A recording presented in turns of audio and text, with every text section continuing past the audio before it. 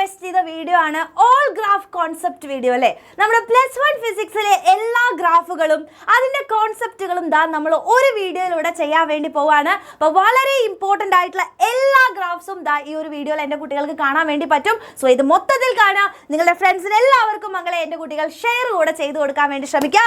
അപ്പോൾ അങ്ങനെയാണെങ്കിൽ നമുക്ക് പോവാം ഓൾ ഗ്രാഫ്സ് കോൺസെപ്റ്റ് വീഡിയോയിലേക്ക്. ആദ്യം തന്നെ ഏറ്റവും ഇമ്പോർട്ടൻ്റ് ആയിട്ട് നമുക്ക് പഠിക്കേണ്ട ഗ്രാഫ് എന്ന് പറയുന്നത് പ്രൊജക്ടൈലിൻ്റെ ഗ്രാഫാണ്. അപ്പോൾ പ്രൊജക്ടൈൽ മോഷൻ നോക്കുകയാണെങ്കിൽ നിങ്ങൾക്ക് അറിയാം ഒരു പാരബോളിക് ആയിട്ടുള്ള പാത്താണ് വരിക അല്ലേ. അപ്പോൾ ഒരു വ്യൂ എന്ന് പറയുന്ന ഒരു വെലോസിറ്റിയിൽ നമ്മൾ തീറ്റ എന്ന് പറയും, അതായത് ഹൊറിസോണ്ടലുമായിട്ട് തീറ്റ ആംഗിളിൽ നമ്മൾ എന്ത് ചെയ്യാണ് പ്രൊജക്ടൈൽ ചെയ്യുവാണെങ്കിൽ സ്വാഭാവികമായിട്ടും ഗ്രാവിറ്റേഷൻ കാരണം അതിൻ്റെ പാത്ത് എന്ന് പറയുന്നത് ഇങ്ങനെ ഒരു പാരബോളിക് ആയിട്ടുള്ള ഷേപ്പാണ് അല്ലേ. അപ്പോൾ നമുക്ക് പറയാൻ പറ്റും പ്രൊജക്ടൈലിൻ്റെ മോഷൻ എന്ന് പറയുന്നത് പാരബോളിക് ആണ് പാത്ത് എന്ന് പറയാൻ പറ്റും. ഇനി അതേപോലെ തന്നെ അതിൻ്റെ വെലോസിറ്റീസിനെ നമുക്ക് കമ്പോണൻസ് എടുക്കുകയാണെങ്കിൽ അതിൻ്റെ ഹൊറിസോണ്ടൽ കമ്പോണൻ്റ് എന്ന് പറയുന്നത് യു കോസ് തീറ്റയാണ് വരിക. അതുപോലെ തന്നെ ഇവിടെ വരുന്നത് യു സൈൻ തീറ്റയാണ് എന്ന് മനസ്സിലാക്കുക. ഓക്കെ, അപ്പോൾ യു എക്സ് എന്ന് പറയുന്നത് അല്ലേ, യു എക്സ് എന്ന് പറയുന്നത് യു കോസ് തീറ്റയാണ്, യു വൈ എന്ന് പറയുന്നത് യു സൈൻ തീറ്റയാണ്. അപ്പോൾ അതൊന്ന് ക്ലിയർ ആയിട്ട് എൻ്റെ കുട്ടികൾ ഓർത്ത് വെക്കുക. അപ്പോൾ എക്സ് ആക്സിസിലുള്ള വെലോസിറ്റി എന്ന് പറയുന്നത് യു കോസ് തീറ്റയാണ്, ഇവിടുത്തെ വൈ ആക്സിസിലുള്ള ഇനീഷ്യൽ വെലോസിറ്റി എന്ന് പറയുന്നത് യു സൈൻ തീറ്റയാണ് കേട്ടോ. ഇനി അതേപോലെ എക്സ് ആക്സിസിലുള്ള ആക്സിലറേഷൻ എന്ന് പറയുന്നത് 0 ആണ്. ആൻഡ് വൈ ആക്സിസിലുള്ള ആക്സിലറേഷൻ എന്ന് പറയുന്നത് താഴോട്ടേക്ക് നമ്മുടെ ജി ഉള്ളത് കൊണ്ട് തന്നെ നമ്മൾ -g എന്നാണ് എടുക്കുന്നത്. ഇതാണ് നമ്മുടെ മെയിൻ ആയിട്ടുള്ള കമ്പോണൻസ് പഠിക്കേണ്ടത്. ആൻഡ് ഈ ഒരു നമ്മുടെ ഗ്രാഫ് ഉപയോഗിച്ചുകൊണ്ടുള്ള ഡെറിവേഷൻ വളരെ ഇമ്പോർട്ടൻ്റ് ആണ്. ഏതൊക്കെയാണ് നമ്മുടെ ടൈം ഓഫ് ഫ്ലൈറ്റ്, അതേപോലെ തന്നെ ഹൈറ്റ്, ദെൻ റേഞ്ചിൻ്റെ ഇക്വേഷൻസ് ആണ് നമുക്ക് ഡെറിവേഷൻ പഠിക്കാനുള്ളത്. 2u sin theta, u square sine square theta by g, അതുപോലെ തന്നെ u square sine 2 theta by g എന്ന് പറയുന്ന ഈ 3 ഇക്വേഷൻസ് നമ്മൾ പ്രൊജക്ടൈലിൽ നിന്നാണ് കണ്ടുപിടിക്കുന്നത്. അതുപോലെ തന്നെ ഇവിടെ നിന്ന് ചോദിക്കുന്ന ഒരു ഇമ്പോർട്ടൻ്റ് ആയിട്ടുള്ള ചോദ്യമാണ് മാക്സിമം ഹൈറ്റ് എത്തുന്ന സമയത്ത് അതിൻ്റെ വെലോസിറ്റി കമ്പോണൻസ് എഴുതാൻ വേണ്ടിയിട്ട്. അപ്പോൾ നമുക്കറിയാം ഈ ഒരു ഹൈറ്റിൽ എത്തുന്ന സമയത്ത് അതിൻ്റെ വൈ ആക്സിസ് വെലോസിറ്റി എന്ന് പറയുന്നത് 0 ആയിരിക്കും അല്ലേ, കാരണം അതിന് മുകളിലേക്ക് പോകുന്നില്ലല്ലോ. ആൻഡ് എക്സ് ആക്സിസ് വെലോസിറ്റി എന്ന് പറയുന്നത് അല്ലേ വി എക്സ് എന്ന് പറയുന്നത് സ്വാഭാവികമായിട്ടും അതിൻ്റെ കമ്പോണൻ്റ് ആയിട്ടുള്ള യു കോസ് തീറ്റ തന്നെയായിരിക്കും. അത് വളരെ ഇമ്പോർട്ടൻ്റ് ആണ് കേട്ടോ. അതായത് മാക്സിമം ഹൈറ്റിൽ എത്തുമ്പോൾ വി എക്സ് എന്ന് പറയുന്നത് യു കോസ് തീറ്റ തന്നെയാണ്. പക്ഷേ വി വൈ എന്ന് പറയുന്നത് എന്താണ് മക്കളെ 0 ആണ് എന്ന് ഓർക്കുക. അത് എക്സാമിന് എപ്പോഴും ചോദിക്കുന്ന ഒരു കാര്യമാണ്. ഇത്രയും കാര്യമാണ് നമ്മുടെ പ്രൊജക്ടൈൽ മോഷൻ്റെ ഗ്രാഫിൽ നിന്ന് നമുക്ക് മനസ്സിലാക്കാൻ വേണ്ടിയിട്ടുള്ളത്. അതുപോലെ തന്നെ റേഞ്ച് എന്ന് പറഞ്ഞു കഴിഞ്ഞാൽ ഇവിടം തൊട്ട് ഇവിടം വരെയുള്ള ദൂരമാണെന്ന് ആലോചിക്കുക. മാക്സിമം ഹൈറ്റ് എന്ന് പറയുന്നത് ഇതാണ്. ആൻഡ് അതുപോലെ തന്നെ ഇവിടെ നിന്ന് ഇങ്ങോട്ടേക്ക് വന്ന് എത്താനുള്ള ടൈമിൻ്റെ ഇക്വേഷൻസ് ആണ് നമ്മൾ അവിടെ നിന്ന് ഡിറൈവ് ചെയ്തെടുക്കുന്നത്. ഇത്രയും കാര്യങ്ങൾ പഠിച്ചാൽ പ്രൊജക്ടൈൽ സെറ്റ്. അതിനുശേഷം നമുക്ക് പഠിക്കാനുള്ളതാണ് ഫോഴ്സ് ടൈം ഗ്രാഫ് എന്ന് പറയുന്നത് അല്ലേ. അപ്പോൾ ലോസ് ഓഫ് മോഷനിലാണ് നമ്മൾ ഫോഴ്സ് ടൈം ഗ്രാഫിനെ പറ്റി മനസ്സിലാക്കുന്നത്. അപ്പോൾ ഫോഴ്സ് ടൈം ഗ്രാഫ് നോക്കുകയാണെങ്കിൽ അതിൻ്റെ അടിയിലുള്ള ഏരിയ എന്ന് പറയുന്നത് എന്താണ്? That is F into T ആണല്ലേ, അത് ഇമ്പൾസ് ആണ്. അപ്പോൾ നിങ്ങൾ മനസ്സിലാക്കേണ്ട കാര്യം എന്താണെന്ന് വെച്ചാൽ ഒരു ഫോഴ്സ് ടൈം ഗ്രാഫിൻ്റെ ഏരിയ എന്ന് പറയുന്നത് അല്ലേ, area under the graph, area under the curve അല്ലെങ്കിൽ ഏരിയ അണ്ടർ ദ ഗ്രാഫ് എന്ന് പറയുന്നത് ഇമ്പൾസ് ആണെന്ന് മനസ്സിലാക്കുക. അപ്പോൾ ഫോഴ്സ് ഇൻറ്റു ടൈം ഗ്രാഫിൻ്റെ ഏരിയ അണ്ടർ ദ കർവ് എന്താണ് മക്കളെ? ഇമ്പൾസ് ആണ്. ഇമ്പൾസിനെ വേണമെങ്കിൽ നമുക്ക് എന്തുകൂടെ പറയാം? ചേഞ്ച് ഇൻ മൊമെൻറ്റം എന്നുള്ള കാര്യം കൂടെ ഒന്ന് ഓർത്തിരിക്കുക കേട്ടോ. ഇനി അതിൻ്റെ യൂണിറ്റും കാര്യങ്ങളും മനസ്സിലാക്കുക. ഇമ്പൾസ് ആണെങ്കിൽ ഫോഴ്സ് ഇൻറ്റു ടൈം ആയതുകൊണ്ട് അതിൻ്റെ യൂണിറ്റ് എന്ന് പറയുന്നത് എന്തായിരിക്കും? ന്യൂട്ടൺ സെക്കൻഡ് ആയിരിക്കും. ഇനി നെക്സ്റ്റ് ആണ് നമ്മുടെ അപ്ലൈഡ് ഫോഴ്സും ഫ്രിക്ഷനും തമ്മിലുള്ള ഗ്രാഫ് മനസ്സിലാക്കുക. നമുക്കറിയാം സ്റ്റാറ്റിക് ഫ്രിക്ഷനും കൈനറ്റിക് ഫ്രിക്ഷനും ഉണ്ട്. സ്റ്റാറ്റിക് ഫ്രിക്ഷൻ എന്ന് പറയുന്നത് വേരിയിങ് ആയിട്ടുള്ള ഫോഴ്സ് ആണ്. അപ്ലൈ ചെയ്യുന്ന ഫോഴ്സിനനുസരിച്ച് അതെന്ത് ചെയ്തും മാറിക്കൊണ്ടിരിക്കും. അതാണ് നമ്മുടെ സ്റ്റാറ്റിക് ഫ്രിക്ഷൻ്റെ അതിൻ്റെ മാക്സിമം വാല്യൂവിനെയാണ് നമ്മൾ എന്ത് വിളിക്കുക? സ്റ്റാറ്റിക് ഫ്രിക്ഷൻ്റെ ഏറ്റവും മാക്സിമം വാല്യൂവിനെയാണ് നമ്മൾ ലിമിറ്റിംഗ് ഫ്രിക്ഷൻ എന്ന് വിളിക്കുക. എന്താണ് മക്കളെ? ലിമിറ്റിംഗ് സ്റ്റാറ്റിക് ഫ്രിക്ഷൻ എന്നാണ് വിളിക്കുക കേട്ടോ. ലിമിറ്റിംഗ് സ്റ്റാറ്റിക് ഫ്രിക്ഷൻ എന്നാണ് വിളിക്കുക. അതിനുശേഷം ലിമിറ്റിംഗ് സ്റ്റാറ്റിക് ഫ്രിക്ഷന് മുകളിൽ നമ്മൾ ഫോഴ്സ് അപ്ലൈ ചെയ്യുകയാണെങ്കിൽ ആ ബോഡി മൂവ് ചെയ്യാൻ തുടങ്ങും. മൂവ് ചെയ്ത് കഴിഞ്ഞാൽ പിന്നെ അത് കൈനറ്റിക് ഫ്രിക്ഷൻ ആണ് എന്ന് മനസ്സിലാക്കുക. കൈനറ്റിക് ഫ്രിക്ഷൻ എന്താണ്? കോൺസ്റ്റന്റ് ആണ് എന്നുള്ള കാര്യം കൂടെ എൻ്റെ കുട്ടികൾ എന്ത് ചെയ്യുക? ഓർത്തിരിക്കുക. അപ്പോൾ ഇവിടം തൊട്ട് ഇവിടം വരെയാണ് നമ്മുടെ സ്റ്റാറ്റിക് ഫ്രിക്ഷൻ എന്ന് പറയുന്നത്. അതിനുശേഷമുള്ളത് എന്താണ് മക്കളെ? കൈനറ്റിക് ഫ്രിക്ഷൻ ആണ് കേട്ടോ. ഓക്കെ, നെക്സ്റ്റ് ആണ് നമ്മുടെ തെർമോഡൈനാമിക് പ്രോസസ്സുകളുടെ കംപ്രഷൻ ആൻഡ് എക്സ്പാൻഷൻ്റെ ഗ്രാഫ്സ് വളരെ ഇമ്പോർട്ടൻ്റ് ആണ്. ഇനി നോക്കുക, കംപ്രഷൻ്റെ ആദ്യം നമ്മൾ എക്സ്പാൻഷൻ്റെ ഗ്രാഫാണ് നോക്കുന്നത്. അതായത് V1 എന്ന് പറയുന്ന ഒരു വോളിയത്തിൽ നിന്നും V2 എന്ന് പറയുന്ന ഒരു വോളിയത്തിലേക്കുള്ള എക്സ്പാൻഷൻ ഗ്രാഫ്സ് ആണ്. വെരി ഇമ്പോർട്ടൻ്റ് ആണ്. ഇതാണ് ഐസോബാറിക്കിൻ്റെ ഗ്രാഫാണ്. This is isothermal. പിന്നെ ഇത് വരുന്നതാണ് അഡിയബാറ്റിക് ആൻഡ് ഇത് വോളിയം കോൺസ്റ്റന്റ് ആയതുകൊണ്ട് ഐസോകോറിക്. ഇനി മനസ്സിലാക്കുക, ഐസോ തെർമൽ എന്ന് പറയുമ്പോൾ PV = കോൺസ്റ്റന്റ് ആണ്. ഇവിടെയാണെങ്കിൽ PV⁻γ അപ്പോൾ കുറച്ചുകൂടെ വേരിയേഷൻ കൂടുതൽ അഡിയബാറ്റിക്കിനായിരിക്കും ഉണ്ടായിരിക്കുക. ഇനി ഈ ഒരു ഭാഗത്ത് നിന്ന് നമ്മൾ പഠിക്കേണ്ടത് മാക്സിമം വർക്ക് ഡൺ ആർക്കാണ്, ഏത് പ്രോസസ്സിനാണ് എന്നുള്ളത് ക്ലിയർ ആയിട്ട് മനസ്സിലാക്കുക. ഒരു PV ഗ്രാഫിൻ്റെ ഏരിയ അണ്ടർ ദി ഗ്രാഫാണ് എന്തെന്ന് പറയുന്നത്, നമ്മളുടെ വർക്ക് ഡൺ എന്ന് പറയുന്നത്. അപ്പോൾ ഇവിടെ നോക്കുകയാണെങ്കിൽ ഏറ്റവും കൂടുതൽ ഏരിയ അണ്ടർ ദി ഗ്രാഫ് എന്ന് പറയുന്നത് ആർക്കാണുള്ളത്, ഐസോബാറിക്കിനാണുള്ളത്. ബാക്കി എല്ലാത്തിനും കുറവാണ്. ഇവിടെ ആണെങ്കിൽ ഇത്രയാണുള്ളത്, ഇതിനാണെങ്കിൽ ഇത്രയാണ് ഉള്ളത്. അപ്പോൾ ഏറ്റവും കൂടുതൽ ഏരിയ അണ്ടർ ദി ഗ്രാഫ് ഉള്ളത് ഐസോബാറിക്കിനാണ്. സോ എക്സ്പാൻഷൻ്റെ കേസിൽ വർക്ക് ഡൺ ഏറ്റവും കൂടുതൽ ഐസോബാറിക്കിനാണ്, ഏറ്റവും കുറവ് ആർക്കാണ്, സ്വാഭാവികമായിട്ടും വർക്ക് ഡൺ 0 ഉള്ളത് ഐസോകോറിക്കിനാണ്. So minimum ഐസോകോറിക്കിനായിരിക്കും. ഇനി കംപ്രഷൻ എന്ന് പറയുമ്പോൾ നോക്കുക, ഒരു ഫൈനൽ ആയിട്ടുള്ള V2 എന്ന് പറയുന്നിടത്തുനിന്ന് V1 പോവുകയാണ് അല്ലേ, കംപ്രസ് ചെയ്യാണ് അല്ലേ. കംപ്രസ് ചെയ്യുന്ന സമയത്തുള്ള ഗ്രാഫ്സ് ശ്രദ്ധിച്ചേ, ഐസോബാറിക് അല്ലേ, പ്രഷർ കോൺസ്റ്റന്റ് ആണ്. Then isothermal, adiabatic, isochoric. നമുക്കറിയാം ഐസോകോറിക്കിന്റെ വർക്ക് ഡൺ 0 ആണ്. അപ്പോൾ ഈ ഒരു കേസിൽ അഥവാ കംപ്രഷന്റെ കേസിൽ ഏറ്റവും കൂടുതൽ ഏറ്റവും കൂടുതൽ വർക്ക് ഡൺ ഉള്ളത് ആർക്കാന്ന് നമുക്ക് പറയാൻ പറ്റും. ഇവിടെയാണെങ്കിൽ കുറവാ, ഇത്രയേ ഉള്ളൂ. ഏരിയ അണ്ടർ ദി ഗ്രാഫ് ആണല്ലോ വർക്ക് ഡൺ. അപ്പം ഇത് നോക്കുകയാണെങ്കിൽ ഐസോതെർമൽ ആണെങ്കിൽ ഇത്രയും ഉള്ളൂ അല്ലേ. ആൻഡ് അഡിയബാറ്റിക്കിൽ നോക്കുകയാണെങ്കിലാണ് ഇത്രയും ഏരിയ ഉണ്ട്. അതുകൊണ്ട് ഇവിടെ കംപ്രഷൻ്റെ കേസിൽ മാക്സിമം വർക്ക് ഏതിലാണുള്ളത്, വർക്ക് ഡൺ എന്ന് പറയുന്നത് അഡിയബാറ്റിക്കിനാണ് കേട്ടോ ഉള്ളത്. അഡിയബാറ്റിക്കിനാണ് ഉള്ളത് എന്നുള്ളത് ക്ലിയർ ആയിട്ട് എന്ത് ചെയ്യുക, പഠിച്ചു വയ്ക്കുക. ഓക്കെ ആണല്ലോ. ഇതാണ് തെർമോഡൈനാമിക് പ്രോസസ്സിൻ്റെ ഈക്വേഷൻ വെച്ചിട്ട് ഇത് ഓരോന്നും ഐഡൻറ്റിഫൈ ചെയ്യാൻ ചോദിക്കും കേട്ടോ മക്കളെ. 1 ഏതാ, 2 ഏതാ, 3 ഏതാ, 4 ഏതാന്ന് ഐഡൻറ്റിഫൈ ചെയ്യാൻ ചോദിക്കും. അപ്പോൾ എക്സ്പാൻഷനിലും കംപ്രഷനിലും കറക്റ്റായിട്ട് മനസ്സിലാക്കി വെക്കുക.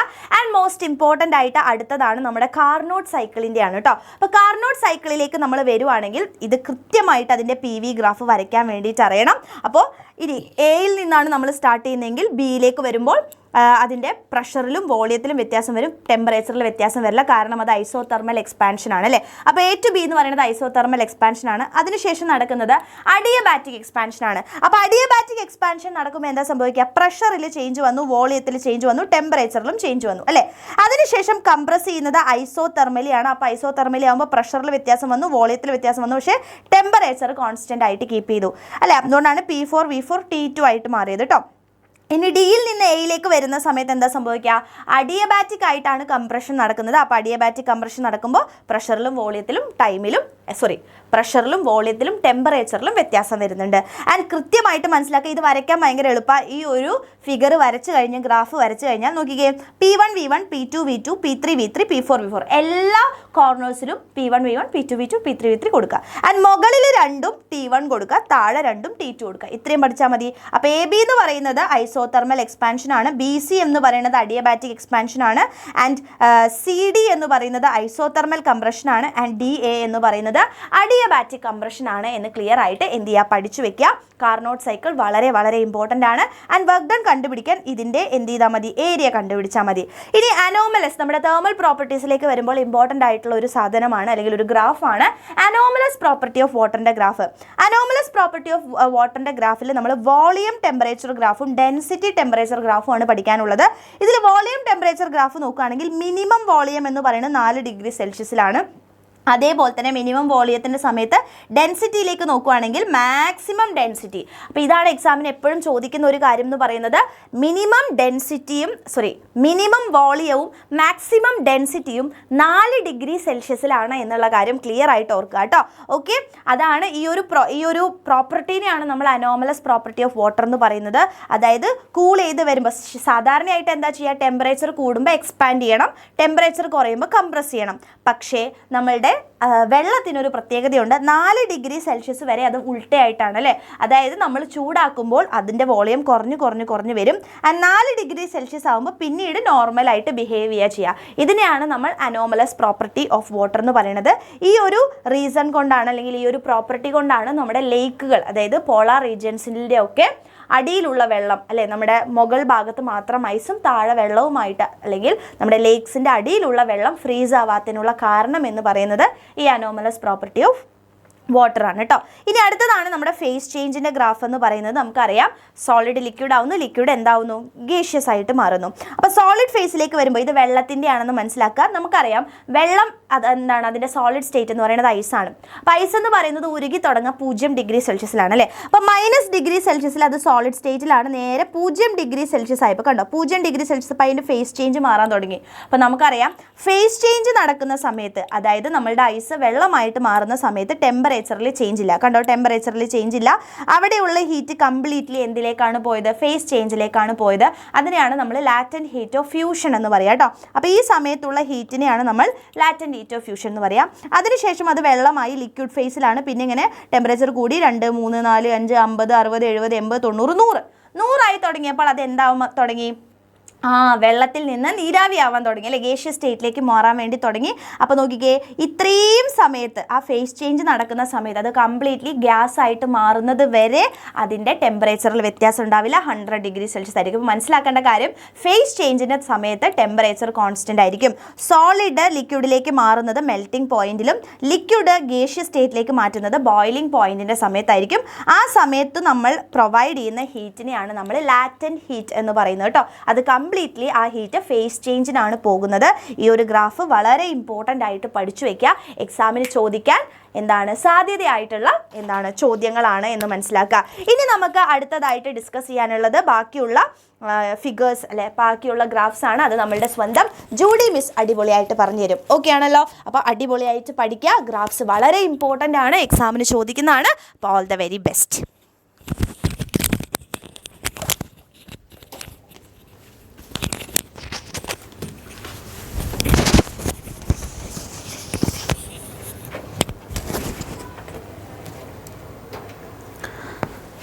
ഓക്കെ, അപ്പോൾ നമുക്ക് ഇവിടെ ഒരു ഗ്രാഫ് വന്നിട്ടുണ്ട്. അപ്പോൾ ഇങ്ങനെ ഒരു ഗ്രാഫ് വന്നു കഴിഞ്ഞാൽ അതിലെ സ്ലോപ്പ് കണ്ടുപിടിക്കാനായിട്ട് നമ്മൾ എന്താ ചെയ്യേണ്ടത്, y ആക്സിസിലുള്ള ചേഞ്ച് ഡിവൈഡഡ് ബൈ x ആക്സിസിലുള്ള ചേഞ്ച്. അപ്പോൾ വെലോസിറ്റി ടൈം ഗ്രാഫ് തരാം, അല്ലെങ്കിൽ പൊസിഷൻ ടൈം ഗ്രാഫ് തരാം. അപ്പോൾ ഇതിൻ്റെ ആണെങ്കിലും സ്ലോപ്പ് കണ്ടുപിടിക്കാനായിട്ട് y ആക്സിസിലുള്ള ചേഞ്ച് ഡിവൈഡഡ് ബൈ x ആക്സിസിലുള്ള ചേഞ്ച് ആണ് ചെയ്യേണ്ടത് എന്നുള്ള കാര്യം ഓർത്ത് വയ്ക്കുക.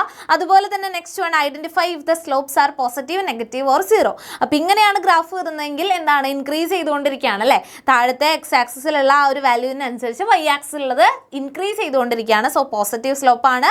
ഇവിടെ വരുന്ന സമയത്ത് നെഗറ്റീവ് സ്ലോപ്പ് ആണ്. ദെൻ അടുത്തത് സീറോ, അതായത് ഈ ഒരു ആക്സിസിന് പാരലൽ ആയിട്ടുള്ള ഒരു ലൈനാണ് വരുന്നതെങ്കിൽ അവിടെ സ്ലോപ്പ് എന്തായിരിക്കും, 0 ആയിരിക്കും.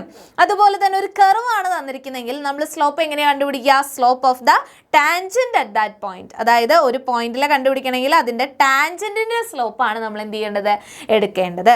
ഓക്കെ, അതുപോലെ പൊസിഷൻ ടൈം ഗ്രാഫ് ആണ് തന്നിട്ടുള്ളതെങ്കിൽ സ്ലോപ്പ് കണ്ടുപിടിച്ച് കഴിഞ്ഞാൽ നമുക്ക് എന്ത് കിട്ടും, വെലോസിറ്റി കിട്ടും. അപ്പോൾ ഈ ഒരു ചേഞ്ച് ഡിവൈഡഡ് ബൈ ഈ ഒരു ചേഞ്ച് കണ്ടുപിടിക്കുക. അപ്പോൾ നമുക്ക് എന്താണ് കിട്ടുക, വെലോസിറ്റി ആണ് കിട്ടുക. അതുപോലെ തന്നെ വെലോസിറ്റി ടൈം ഗ്രാഫ് ആണെങ്കിലോ അതിൻ്റെ സ്ലോപ്പ് എടുക്കുന്ന സമയത്ത് നമുക്ക് എന്ത് കിട്ടും, ആക്സിലറേഷൻ ആണ് കിട്ടുക. അതുപോലെ തന്നെ വെലോസിറ്റി ടൈം ഗ്രാഫ് ആണെങ്കിൽ ഏരിയ കണ്ടുപിടിച്ചു കഴിഞ്ഞാൽ, അതായത് ഇവിടുത്തെ ഏരിയ കണ്ടുപിടിച്ചു കഴിഞ്ഞാൽ നമുക്ക് എന്താ കിട്ടുക, ഡിസ്പ്ലേസ്മെന്റ് ആണ് കിട്ടുക. ഓക്കെ, ക്ലിയർ ആണല്ലോ. അതുപോലെ തന്നെ ഇതിലെ ഫുള്ളായിട്ട് എല്ലാ ഏരിയയും നമ്മൾ എന്തായിട്ട് എടുക്കുകയാണ്, പോസിറ്റീവായിട്ട് എടുത്തു കഴിഞ്ഞാൽ അത് ഡിസ്റ്റൻസ് ആയിട്ട് നമുക്ക് കാൽക്കുലേറ്റ് ചെയ്യാം. അതുപോലെ ആക്സലറേഷൻ ടൈം ഗ്രാഫ് ആണെങ്കിൽ അതിൻ്റെ ഏരിയ കണ്ടുപിടിച്ച് കഴിഞ്ഞാൽ നമുക്ക് ചേഞ്ച് ഇൻ വെലോസിറ്റി ആണ് കിട്ടുക. അപ്പോൾ ഈ ഒരു കാര്യങ്ങൾ കറക്റ്റായിട്ട് നിങ്ങൾക്ക് ഓർമ്മ വേണം. ഏത് ഗ്രാഫിൻ്റെ ഏരിയ അതുപോലെ തന്നെ സ്ലോപ്പ് എടുത്താലാണ് ഏതൊക്കെ ക്വാണ്ടിറ്റീസ് ആണ് കിട്ടുക എന്നുള്ളത് കറക്റ്റായിട്ട് ഓർത്തിരിക്കുക. അതുപോലെ draw the acceleration time, velocity time and position time graph of free fall. അപ്പോൾ ഫ്രീ ഫോളിൻ്റെ ആക്സലേഷൻ ടൈം ഗ്രാഫ് അല്ലെങ്കിൽ വെലോസിറ്റി അല്ലെങ്കിൽ പൊസിഷൻ ടൈം ഗ്രാഫ് ചോദിക്കാം. അപ്പോൾ നമ്മൾ ആദ്യം തന്നെ എന്ത് ചെയ്യണം, ഇവിടെ ഞാൻ എടുത്തിട്ടുള്ളത് താഴേക്കുള്ളത് ഞാൻ പോസിറ്റീവായിട്ട് എടുത്തിരിക്കുകയാണ്. അതായത് ജി എന്താണ്, അപ്പോൾ പോസിറ്റീവാണ്. താഴേക്കുള്ളതൊക്കെ പോസിറ്റീവായിട്ട് എടുത്തിരിക്കുന്നു, മുകളിലേക്കുള്ളത് നെഗറ്റീവായിട്ട് എടുത്തിരിക്കുന്നു. അങ്ങനെയാണെങ്കിൽ നമുക്ക് പോസിറ്റീവ് സൈഡിലോട്ട് എന്ത് ചെയ്താൽ മതി, ഗ്രാഫ് വരച്ചാൽ മതി. അപ്പോൾ ഇവിടെ നോക്കി ആക്സലേഷൻ ടൈം ഗ്രാഫ് എന്ത് വരും, പോസിറ്റീവ് 9.8 ആണ് വരിക. അപ്പോൾ ഈ ഒരു വാല്യൂ നമ്മൾ എഴുതി വയ്ക്കുക, 9.8 ആണെന്നുള്ളത്. ദെൻ ഒരു സ്ട്രെയിറ്റ് ലൈൻ ആയിരിക്കും ആക്സലറേഷൻ കോൺസ്റ്റന്റ് ആണ്. ഇനി വെലോസിറ്റി ടൈം ഗ്രാഫ് ആണെങ്കിൽ ഇങ്ങനെയായിരിക്കും വരിക, പോസിറ്റീവ് സ്ലോപ്പാണ്, സ്ലോപ്പ് കോൺസ്റ്റന്റ് ആണ്, അതായത് ആക്സിലറേഷൻ കോൺസ്റ്റന്റ് ആണല്ലോ. അപ്പോൾ ഇങ്ങനെ ഒരു സ്ട്രെയിറ്റ് ലൈൻ ആയിരിക്കും കിട്ടുക. അതുപോലെ തന്നെ പൊസിഷൻ ടൈം ഗ്രാഫ് ഇങ്ങനെ സ്ലോപ്പ് കൂടി വരണം അല്ലേ, വെലോസിറ്റി കൂടിയാണ് വരുന്നത്. സോ നമുക്ക് ആക്സിലറേഷൻ കോൺസ്റ്റന്റ് ആയിട്ട് കിട്ടുന്നു. അപ്പോൾ ഇങ്ങനെയായിരിക്കും നമ്മുടെ ഗ്രാഫ്സ് വരുന്നത്. അതല്ലെങ്കിൽ ജി നെഗറ്റീവ് ആയിട്ട് എടുക്കുകയാണെങ്കിൽ എങ്ങനെ വരയ്ക്കണം, നിങ്ങൾ താഴോട്ട് ഗ്രാഫ് വരയ്ക്കേണ്ടി വരും. ഇങ്ങനെ വരും acceleration time graph. Okay, then acceleration time graph for uniform acceleration, increasing acceleration, decreasing acceleration. അപ്പോൾ യൂണിഫോം ആക്സിലേഷൻ എന്ന് പറഞ്ഞാൽ ആക്സിലേഷനിൽ ചേഞ്ച് ഇല്ല. അപ്പോൾ എന്ത് വരും, ആക്സിലേഷൻ ടൈം ഗ്രാഫിൽ ഒരു സ്ട്രെയിറ്റ് ലൈൻ വരും. ഇൻക്രീസിങ് ആണെങ്കിൽ ഇങ്ങനെ വരും, ഡിക്രീസിങ് ആണെങ്കിലോ ആക്സിലേഷൻ്റെ വാല്യൂ കുറഞ്ഞു വരികയാണെങ്കിൽ ഇങ്ങനെയാണ് വരിക. അതുപോലെ തന്നെ next one velocity time graph ആണ്. യൂണിഫോം മോഷൻ എന്ന് പറഞ്ഞു കഴിഞ്ഞാൽ വെലോസിറ്റി കോൺസ്റ്റന്റ് ആണ്. യൂണിഫോം പോസിറ്റീവ് ആക്സിലറേഷൻ എന്ന് പറഞ്ഞാൽ വെലോസിറ്റി ടൈം ഗ്രാഫിന്റെ സ്ലോപ്പ് ആണ് ആക്സിലറേഷൻ തരുന്നത്. സോ ഇങ്ങനെ ഒരു സ്ട്രെയിറ്റ് ലൈൻ ആയിരിക്കും. അപ്പോൾ യൂണിഫോം ആക്സിലറേഷൻ ആയി. ദെൻ എങ്ങനെയാണെങ്കിലോ നെഗറ്റീവ് ആക്സിലറേഷൻ ആയി. അതുപോലെ തന്നെ ചേഞ്ചിങ് ആണെങ്കിൽ അവിടെ എന്ത് വരുന്നു, നോൺ യൂണിഫോം ഇൻക്രീസിങ് ആക്സിലറേഷൻ വരുന്നു. ഓക്കെ ആണല്ലോ. ഇനി draw the position time graph four rest, uniform motion, positive acceleration, negative acceleration. Position time graph ആണ് ചോദിച്ചിട്ടുള്ളത്. അപ്പോൾ നേരെ ഒരു സ്ട്രെയിറ്റ് ലൈൻ ആണെങ്കിൽ അത് റെസ്റ്റിലായിരിക്കും. അതുപോലെ തന്നെ ഇങ്ങനെയാണെങ്കിലോ അവിടെ വെലോസിറ്റി എന്താണ്, കോൺസ്റ്റന്റ് ആണ്. അതുപോലെ തന്നെ ഇത് വെലോസിറ്റി ചേഞ്ചിങ് ആണ്, പോസിറ്റീവ് ആയിരിക്കും നമുക്ക് കിട്ടുക, അതായത് ഇൻക്രീസ് ചെയ്തുകൊണ്ടിരിക്കുകയാണ്. അപ്പോൾ അതായത് സ്ലോപ്പ് ഇൻക്രീസ് ചെയ്തുകൊണ്ടിരിക്കുകയാണ്. അപ്പോൾ ആക്സിലറേഷൻ പോസിറ്റീവ് ആയിരിക്കും, ഇവിടെ നെഗറ്റീവ് ആയിരിക്കും. ഓക്കെ ആണല്ലോ. ദെൻ നെക്സ്റ്റ് വൺ എന്ന് പറയുന്നത് നമ്മുടെ സോളിഡ്സിലെ വളരെ വളരെ വളരെ ഇമ്പോർട്ടൻ്റ് ആയിട്ടുള്ള ഒരു ഗ്രാഫാണ് അല്ലേ. അപ്പോൾ ഈ ഒരു ഗ്രാഫ് എന്ന് പറയുന്നത് സ്ട്രെസ് സ്ട്രെയിൻ ഗ്രാഫാണ്. അപ്പോൾ അതിലെ ഓരോ പോയിന്റ്സും വളരെ ഇമ്പോർട്ടൻ്റ് ആണ്. എ എന്ന് പറയുന്ന പോയിന്റ്, ബി എന്ന് പറയുന്ന പോയിന്റ്, സി എന്ന് പറയുന്ന പോയിന്റ്, ഡി, ഇ എല്ലാം എന്താണ്, ഇമ്പോർട്ടൻ്റ് ആണ്, ഈക്വലി ഇമ്പോർട്ടൻ്റ് ആണ്. അപ്പോൾ ഈ ഒരു ഗ്രാഫിൽ ഇവിടെ മുതൽ ഇവിടെ വരെ അല്ലേ, എ എന്ന് പറയുന്ന പോയിന്റ് വരെയുള്ള പ്രത്യേകത എന്താണ്, സ്ട്രെസ് പ്രൊപ്പോർഷണൽ ടു സ്ട്രെയിൻ ആണ്. ഹുക്സ് ലോ ഒബേ ചെയ്യുന്ന ആ ഒരു പോയിന്റ് ആണ് അല്ലേ. ഇനി ബി വരെ ആണെങ്കിൽ സ്ട്രെസ് പ്രൊപ്പോർഷണൽ ടു സ്ട്രെയിൻ ആണ്, പക്ഷെ എന്ത് ചെയ്യുന്നില്ല, ഹുക്സ് ലോ ഒബേ ചെയ്യുന്നില്ല. അതിനുശേഷം സി എന്ന് പറയുന്ന ഒരു റാൻറ്റൺ പോയിന്റ് ആണ്. ദെൻ ഡി എന്ന് പറയുന്ന ആ ഒരു പോയിന്റിലെത്തുന്ന സമയത്ത് എന്താണ് പ്രത്യേകത, സ്ട്രെസ് കൂടുന്നതിനനുസരിച്ച് സ്ട്രെയിൻ വളരെ കൂടുന്നുണ്ട് അല്ലേ.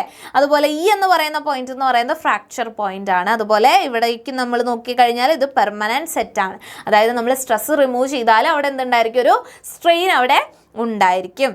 ഓക്കെ, അപ്പോൾ ഓരോ പോയിന്റും പ്രപ്പോർഷണൽ ലിമിറ്റ്, ഇലാസ്റ്റിക് ലിമിറ്റ്, അതുപോലെ random point, ultimate tensile strength, അതുപോലെ fracture point, tensile strength, yield strength, അങ്ങനെയുള്ള ആ കറക്റ്റ് ആയിട്ടുള്ള ആ ഒരു പോയിന്റ്സ് എന്ത് ചെയ്യണം, നിങ്ങൾ അടിപൊളിയായിട്ട് എന്ത് ചെയ്യുക, പഠിച്ചു വയ്ക്കുക. അതുപോലെ തന്നെ ഇലാസ്റ്റിക് റീജിയൻ ഏതാണ്, പ്ലാസ്റ്റിക് റീജിയൻ ഏതാണെന്നുള്ളതും ക്ലിയർ ആയിട്ട് നോക്കി വയ്ക്കുക. അപ്പോൾ നമുക്ക് ചോദിക്കാവുന്നത് ഈ ഒരു പോയിന്റ്സ് ഏതൊക്കെയാണെന്ന് മാർക്ക് ചെയ്യുക. അതുപോലെ ഇതിന് കറസ്പോണ്ടിങ് ആയിട്ടുള്ള സ്ട്രെസ്സിൻ്റെ വാല്യൂവിനെ നമ്മൾ എന്ത് വിളിക്കും എന്നുള്ള കാര്യവും ഓർത്ത് വയ്ക്കുക. ഓക്കെ ആണല്ലോ.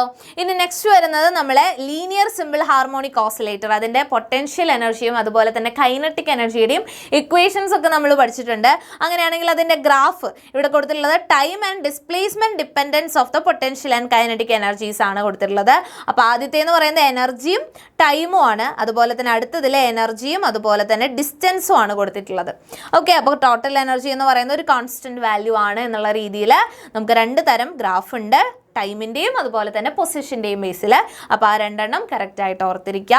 അതുപോലെ തന്നെ parabolic plots of potential energy and kinetic energy K of a block attach to a spring obeying Hooke's law. അതായത് ഇവിടെ പൊട്ടൻഷ്യൽ ടോട്ടൽ എനർജി എന്ന് പറയുന്നത് ഒരു കോൺസ്റ്റൻ്റ് ആണ്. അതുപോലെ തന്നെ പൊട്ടൻഷ്യൽ എനർജി ആയാലും കൈനറ്റിക് എനർജി ആയാലും എങ്ങനെയാണ് പാരാബോളിക് കർവ് ആണ് വരുന്നത്, ആ ഒരു കാര്യം ഇമ്പോർട്ടൻ്റ് ആയിട്ട് ഓർത്തിരിക്കുക. അപ്പോൾ ഇത്രയും ഗ്രാഫാണ് മെയിനായിട്ട് നിങ്ങൾ പഠിക്കേണ്ടത്.